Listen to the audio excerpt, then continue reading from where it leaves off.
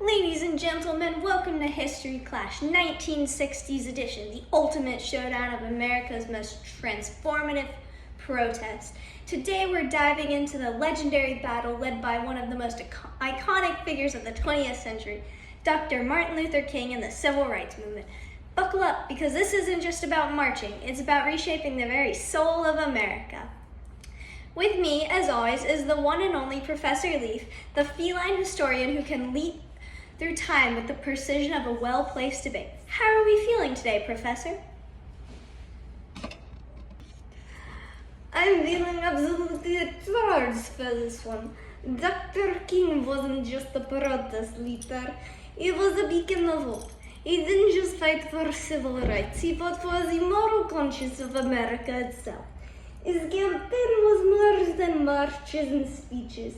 It was about wrestling the soul of a nation back into alignment with its founding principles. That's right, Professor.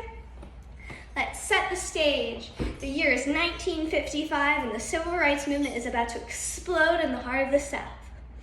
America, which has long touted its ideals of freedom and equality, is rife with racial injustice, Jim Crow laws, segregation, disenfranchisement, and violence.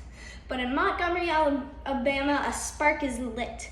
A young woman, Rosa Parks, refuses to give up her seat on a segregated bus, and that one act of defiance leads to the Montgomery bus boycott.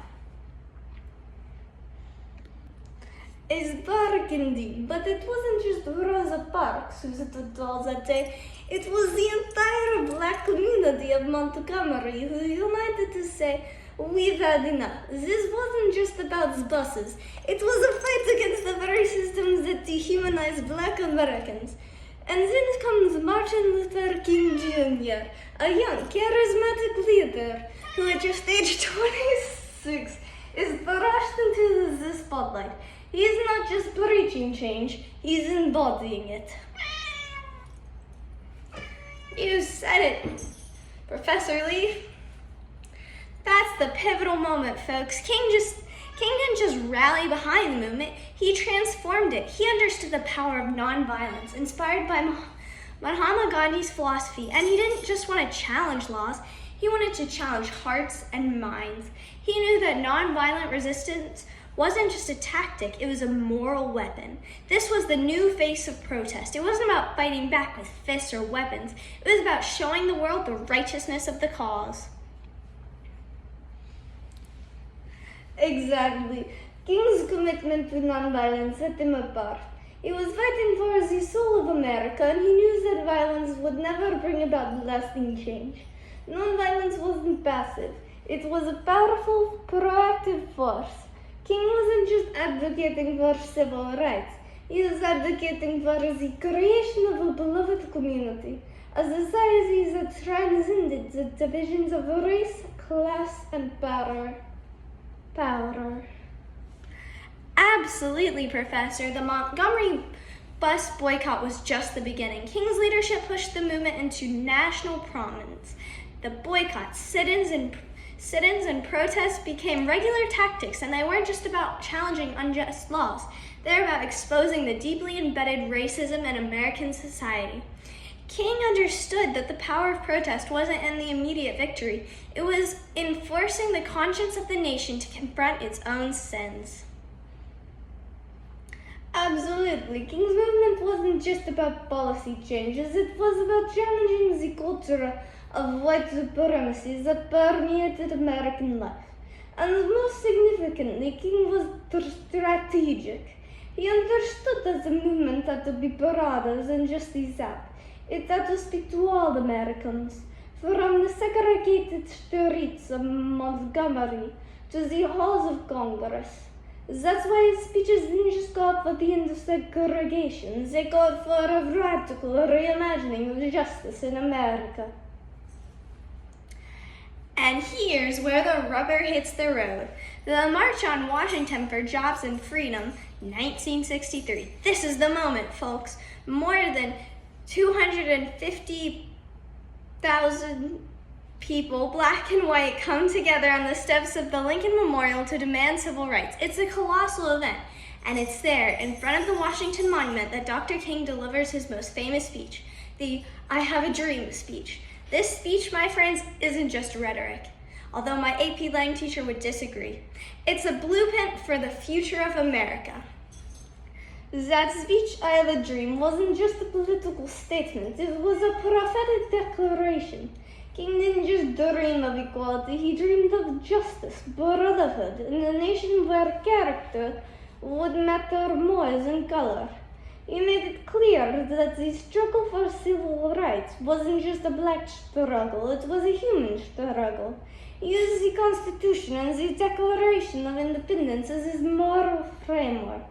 He didn't just demand change, he reminded America of the promises it had yet to fulfill. That's right. King's dream was tied to the very fabric of American democracy. He wasn't asking for special treatment for black Americans. He was asking for the country to live up to its own creed. In many ways, King's speech and his actions made the civil rights movement a moral movement, not just a political one. He was leading a movement that didn't just aim for civil rights, but for the creation of a truly democratic society. And let's not forget the cost. King wasn't just fighting against laws. He was fighting against deeply entrenched societal norms. His commitment to nonviolence made them a target, and the backlash was fierce. He was arrested, his house was bombed, and he was vilified by many in the white establishment. Yet he did not back down. He faced constant violence with courage, and through it he showed America the power of moral fortitude. And this is the critical point. Dr. King's leadership didn't just change laws, it transformed a nation's consciousness. The Civil Rights Act of 1964, the Voting Rights Act of 1965. These legislative victories were the results of years of protest, sacrifice, and unwavering moral clarity. King didn't just demand an end to segregation, he demanded the full participation of black Americans in the American experiment. And through his leadership, he paved the way for future social justice movements. King did not just win legal victories, he won the moral battle. His work became a touchstone for every other movement that followed, whether it was the feminist movement, the LGBTQ plus rights movement, or the struggles of Native Americans and Latinx communities. King's philosophy of nonviolent resistance, justice, and equality inspired them all. Dr. Martin Luther King wasn't just a protest leader, he was a moral revolutionary. His fight wasn't just about gaining rights for black Americans, it was about fighting for the soul of America. His vision of justice, equality, and brotherhood wasn't just a dream, it was a call to action. King reshaped America by showing it the gap between its promises and its reality, and he inspired a generation to bridge that gap. Perfectly put, human. King may no longer be with us, but his legacy lives on in the ongoing fight for justice, peace, and equality. He proves that even in the face of seemingly insurmountable opposition, the power of nonviolent resistance could change the world. And with that, we close another electrifying episode of History Clash.